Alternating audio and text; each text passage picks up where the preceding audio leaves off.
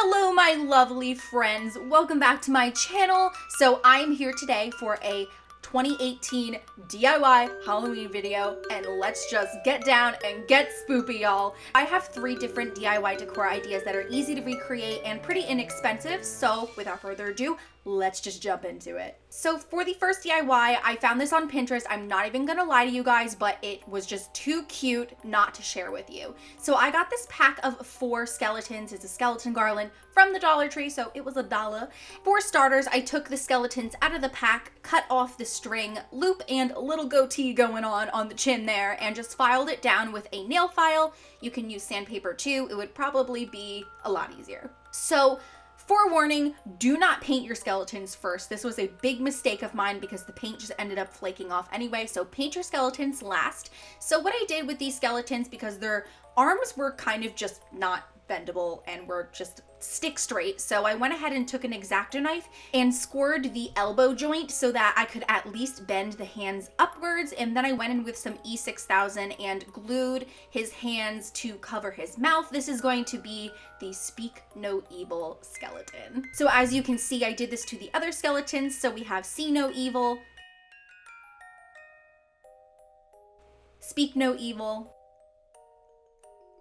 and Hear No Evil. Oh my god, you guys, I can't get over this DIY. It is actually the cutest. Thank you, Pinterest.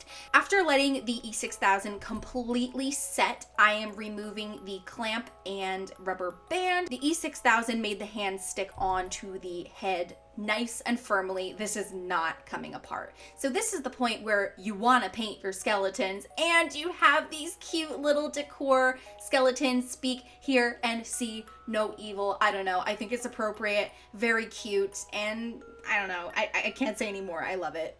The next DIY is a way that you can decorate your pumpkins for this year. So I just got this pumpkin from the Dollar Tree, and this is one of the carvable ones, so it's really easy to work with. I went ahead and spray painted the entire thing a matte black and drew out the outline of my constellation, aka Scorpio. You can do whatever constellation you guys would like to. So basically, we're gonna do a constellation with some really cool lights in this. Go ahead and poke some holes where you want the stars to be in your constellation, and then you're going to use a small object to poke holes into the pumpkin so that the lights can fit through later.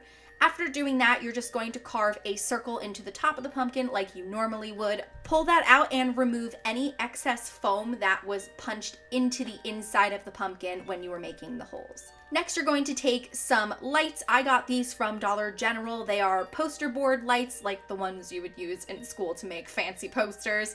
I just used these because I loved the bulbs on these because the blue really reminded me of stars, and I poked those through each hole, then went in with a blue chalk marker and traced out the shape of the Scorpio constellation. Now, I poked an extra hole. I don't know how that happened. I don't remember doing that, so I just filled that in with some black puffy paint, and that is it. This is what it looks like in the dark and in dim lighting. I don't know. I think this looks so beautiful when it's dark and will look amazing on your front porch for Halloween.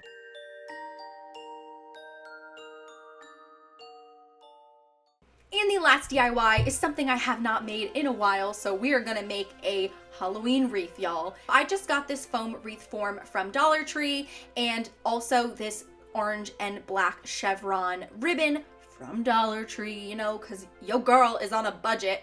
And I'm just wrapping the ribbon and gluing down the ends as I go. And once the whole thing is covered, I am taking some black yarn and we are going to make a spider web. So starting with a decently long piece of string, you are going to tie one end on one side and then the string on the other. So pretty simple.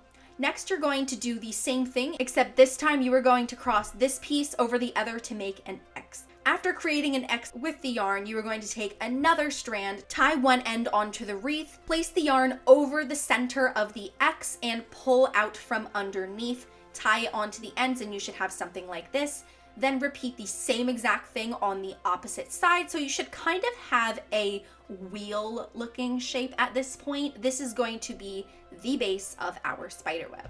Next, you're going to take an ultra long piece of string and tie it into the center nice and securely. Now to make the spider web, it's literally like making friendship bracelets when you were in camp or in school. You're going to take your long loose string, cross it over the one next to it in a 4 shape, then pull the end through the loop.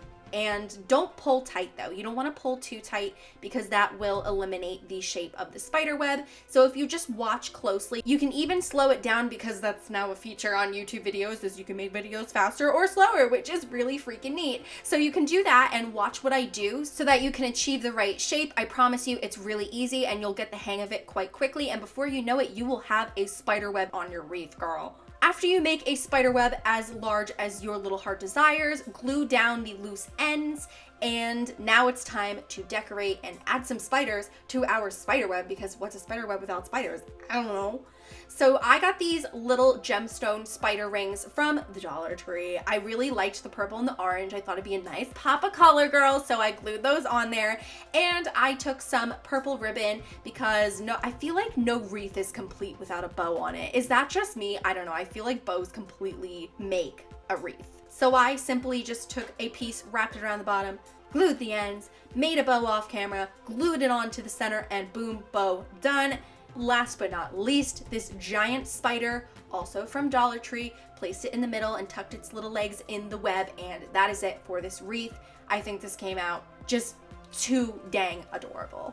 So that concludes like I sound like a scholar, excuse me. That is it for this video's DIYs. Now it is time for Mandarin of the Week. This week's Mandarin of the Week is Emma Tracy. Thank you so much for watching my videos, girl. You guys left some amazing comments for last week's video. You guys always leave amazing comments, and I could relate to every single one of them, especially Emma's, because the aesthetic of fall is everything. I love the colors. I just love nature, especially in autumn. Since we got a spoopy Halloween theme going on in this video, this week's Mandarin of the Week question is going to be, what is your favorite Halloween bop to listen to? Feel free to link it in the comments below, or you can just say the name of the song, the movie it's from, whatever you guys want.